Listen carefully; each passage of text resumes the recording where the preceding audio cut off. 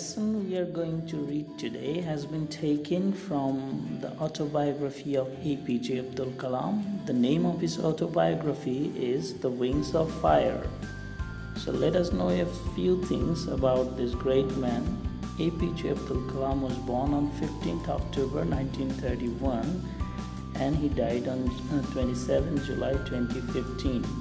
He is popularly known as the Missile Man of India for his contribution in the field in the development of ballistic missile in India.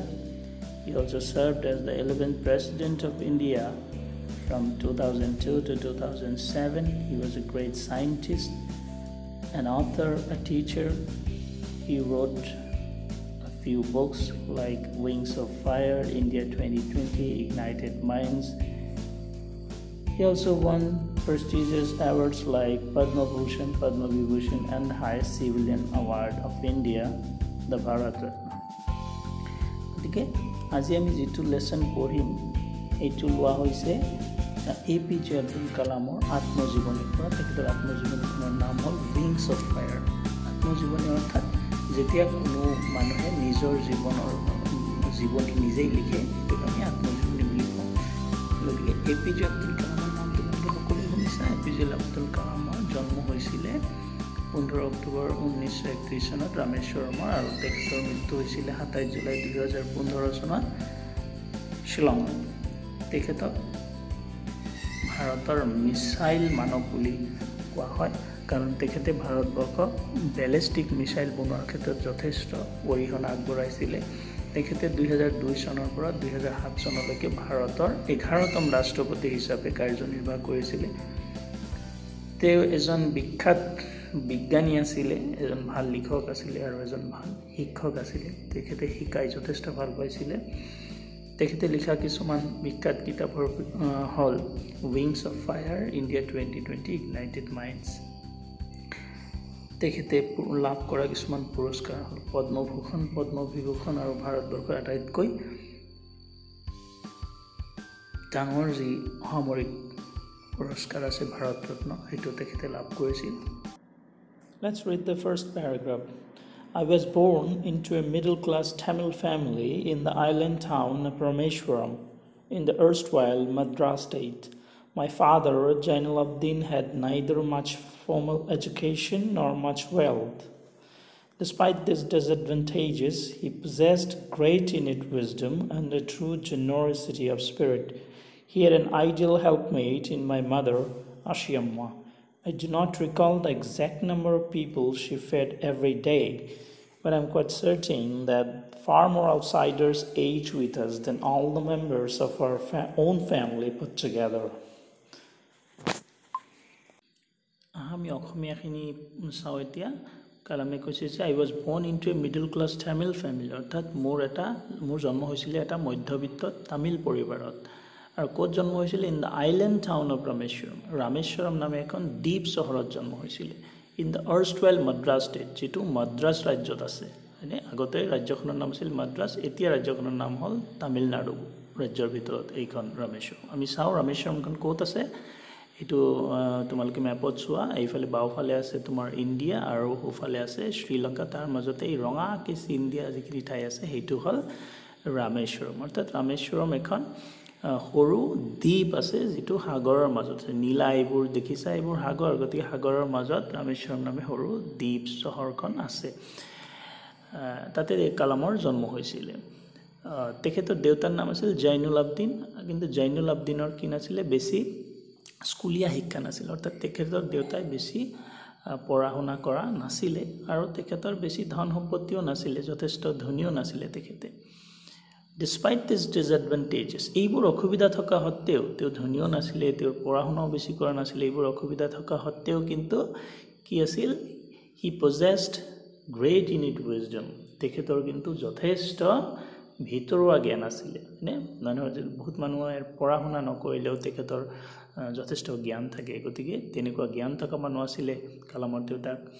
আৰু কি আছিল তেখেতৰ true জেনাৰচিটি of spirit, আৰু তেওঁ অন্তৰৰ পৰাও ভিতৰৰ পৰাও মানুহজন যথেষ্ট ভাল মানুহ আছিলে। He had an ideal helpmate in my mother Ashiamma, আৰু তেখেতে নিজৰ সংগী হিচাপে এজন আদৰ্শ সহায়িকা পাইছিলে মোৰ মাৰ মাজত, যাৰ নাম আছিল আছিয়াম্মা। অৰ্থাৎ কালামৰ মাৰ নাম আছিল আছিয়াম্মা আৰু কালামৰ মাক কালামৰ দেউতাকৰ এজন ভাল সংগী আছিলে। তাৰপিছত কালামে কৈছে যে I do not recall the exact number of people she fed every day. কালামে কৈছে মোৰ মনত নাই ঠিক কিমানজন মানুহ প্ৰতিদিনে তাই অৰ্থাৎ কালামৰ মায়ে নিজৰ ঘৰত খুৱাইছিলে। কিমানজন মানুহে কালামৰ ঘৰত প্ৰতিদিনে কালামৰ মায়ে খুৱাইছিলে সেইটো তেখেতৰ মনত নাই। বাট আই এম কোৱাইট চাৰ্টেইন, কিন্তু মই এটা কথাত নিশ্চিত date far more outsiders ate with us than all the members of our own family put together. কি কৈছে বহুত বেছি পৰিমাণে বাহিৰা মানুহে আমাৰ ঘৰত খাইছিলে।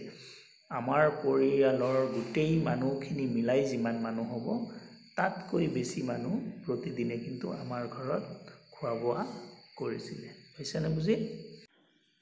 চ' ইয়াৰ পৰা কিছুমান শ্বৰ্ট কুৱেশ্যনছ আহিব পাৰে, যেনেকুৱা ধৰা কালামৰ জন্ম কেনেকুৱা পৰিয়ালত হৈছিলে, তেনেহ'লে আনচাৰ হ'ব কি মধ্যবিত্ত Tamil পৰিবাৰত।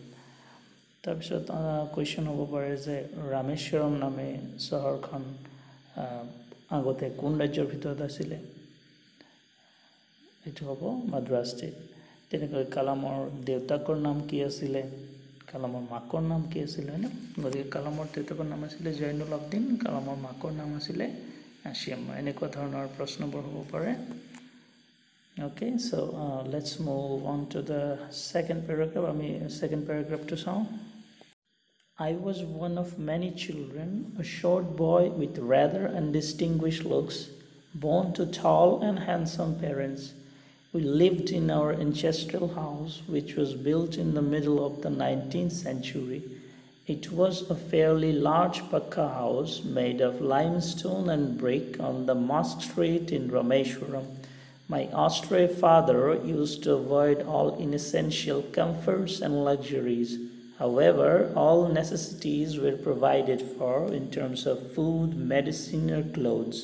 In fact, I would say mine was a very secure childhood, both materially and emotionally. অৰ্থাৎ কি কৈছে যে তেখেতৰ মাক দেউতাক যথেষ্ট টল আৰু হেণ্ডচাম আছিলে, অৰ্থাৎ ওখ আৰু যথেষ্ট দেখাত ধুনীয়া আছিলে তেখেতৰ মাক দেউতাক। আৰু তেখেতৰ মাক দেউতাকৰ বহুকেইজন ল'ৰা ছোৱালী আছিলে, যাৰ ভিতৰত কালামে নিজৰ কথা কৈছে যে তেখেত কেনেকুৱা আছিলে, শ্বৰ্ট বয়, তেখেত চুটি চাপৰ ল'ৰা আছিলে, উইথ ৰাদাৰ আনডিষ্টিংগুইছ লুকছ, আৰু তেওঁ দেখাটো কেনেকুৱা আছিলে, একেবাৰে সাধাৰণ আছিলে, অৰ্ডিনাৰী আছিলে। উই লিভড ইন আৱাৰ এনচেষ্ট্ৰেল হাউচ, তেখেতে কৈছে যে আমি আমাৰ যি পূৰ্বপুৰুষৰ আমাৰ যি পৈতৃক ঘৰ সেই ঘৰত বাস কৰিছিলোঁ। আৰু ঘৰখন কেতিয়া বনোৱা হৈছিলে, ঘৰখন পুৰণি ঘৰ আছিলে, প্ৰায় 19 শতিকাৰ মাজভাগত সেই ঘৰখন বনোৱা হৈছিলে। কেনেকুৱা ঘৰ আছিলে সেইটো, ইট ৱাজ আ ফেয়াৰলি লাৰ্জ পাক্কা হাউচ, ঘৰখন কিন্তু যথেষ্ট ডাঙৰ পকী ঘৰ আছিলে। আৰু কিহেৰে বনোৱা হৈছিলে, মেড অফ লাইমষ্টোন এণ্ড ব্ৰিক, অৰ্থাৎ চূণশিল আৰু ইটাৰে সেই ঘৰখন বনোৱা হৈছিল, পকী ঘৰ যেনেকৈ বনায়। আৰু ঘৰখন আছিলে ক'ত, on the mosque street in Rameswaram, ৰামেশ্বৰমৰ যিটো মছজিদ গলি, সেই মছজিদ গলিত তেখেতৰ ঘৰখন আছিলে। My austere father used to avoid all inessential comforts and luxuries. কালামৰ যিজন দেউতাক আছিলে তেখেত যথেষ্ট সহজ সৰল আছিলে, কিন্তু যথেষ্ট ষ্ট্ৰিক্ট আছিলে, অৰ্থাৎ নীতি নিয়ম পালন কৰা ধৰণৰ মানুহ আছিলে। গতিকে কালামৰ সেই দেউতাকজনে কি কৰিছিলে, তেখেতে কিন্তু সকলো যি অদৰকাৰী যিবোৰ আৰামৰ বস্তু আৰু যিবোৰ বিলাসিতা আছে, মানে লাক্সাৰী মানে বিলাসিতাপূৰ্ণ যিবোৰ বস্তু আৰু অদৰকাৰী সেইবোৰ বস্তু কিন্তু তেখেতে সদায় এৰাই চলিছিলে, এভইড কৰিছিলে, সেইবোৰ বস্তু তেখেতে ভাল পোৱা নাছিলে। হাউএভাৰ, তথাপি অল নেচেচিটিজ ৱেৰ প্ৰভাইডেড ফৰ, কিন্তু যিবোৰ দৰকাৰী বস্তু সেইবোৰ কিন্তু তেখেতে যোগান ধৰিছিলে ঘৰত। দৰকাৰী বস্তু মানে যেনেকুৱা in terms of food, medicine, clothes, অৰ্থাৎ খাদ্য হওক বা ঔষধ পাতি হওক, কাপোৰ কানি হওক, এইবোৰ বস্তু কিন্তু কালামৰ দেউতাকে ঘৰত যোগান ধৰিছিলে। ইনফেক্ট আচলতে I would say mine was a very secure childhood. কালামে কৈছে যে মই আচলতে ক'ব পাৰোঁ যে মোৰ ল'ৰালি কালটো যথেষ্ট কি আছিল, ছিকিউৰ আছিল, নিৰাপদ ল'ৰালি কাল আছিল। মানে অসুবিধা পোৱা নাছিলোঁ, এনেকুৱা ধৰণৰ ল'ৰালিকাল মোৰ আছিল বুলি কালামে কৈছে। কোন ক্ষেত্ৰত নিৰাপদ আছিল বুলি কৈছে? Both materially and emotionally. Materially মানে কি বুজায়? মানে যিবোৰ বস্তু আমাৰ জীয়াই থকাৰ কাৰণে দৰকাৰ, যেনেকুৱা ক'লে খাদ্য, বাসস্থান, এইবোৰ বস্তু, এইবোৰ মেটেৰিয়েল বস্তু হয়নে? এইবোৰ ক্ষেত্ৰত কোনো সমস্যা নাছিলে তেওঁলোকৰ, গতিকে এই ক্ষেত্ৰত কালামৰ ল'ৰালি কালত কোনো অসুবিধা নাছিলে। একেদৰে ইম'চনেলিও কি আছিলে? আৱেগিকভাৱেও তেওঁৰ ল'ৰালি কালটো নিৰাপদ আছিল। আৱেগিকভাৱে কেনেকুৱা? অৰ্থাৎ যেনেকুৱা ধৰা মানুহ ডাঙৰ দীঘল, ল'ৰা ছোৱালী ডাঙৰ দীঘল হ'বলৈ হ'লে ঘৰত মৰম চেনেহ ভাল পোৱা যিবোৰ লাগে, দৰকাৰ হয় হয়নে, সেইবোৰ বস্তু কালামে ঘৰত পাইছিলে। গতিকে ইম'চনেলিও তেওঁ কি হৈছিলে? যথেষ্ট ল'ৰালি কালটো নিৰাপদ আছিল। অ'কে, চ' ইয়াৰ পৰা সৰু সৰু প্ৰশ্ন হ'ব পাৰে, যেনেকুৱা ধৰা কালামৰ মাক দেউতাক কেনেকুৱা আছিলে? তেনেহ'লে আনচাৰ হ'ব কি? টল এণ্ড হেণ্ডচাম আছিলে। কালাম দেখাত কেনেকুৱা আছিলে? He was a short boy with very ordinary looks. বৰ সাধাৰণ দেখাত আছিলে তেওঁ। তাৰপিছত কুৱেশ্যন হ'ব পাৰে যে কালামহঁতৰ ঘৰটো কেনেকুৱা ঘৰ আছিলে? তেনেহ'লে আনচাৰ হ'ব এইটো পাক্কা হাউচ আছিলে। কিহেৰে বনোৱা আছিলে? লাইমষ্টোন আৰু ব্ৰিকেৰে। আৰু এটা ইম্পৰ্টেণ্ট কুৱেশ্যন, সেইটো হ'ল কালামহঁতৰ ঘৰটো ক'ত আছিলে? তেনেহ'লে উত্তৰ হ'ব on the mosque street in Rameswaram. কালামহঁতৰ ঘৰটো আছিলে ৰামেশ্বৰমৰ মছজিদ গলিত। গতিকে এনেকুৱা ধৰণৰ কুৱেশ্যনবোৰ হ'ব পাৰে।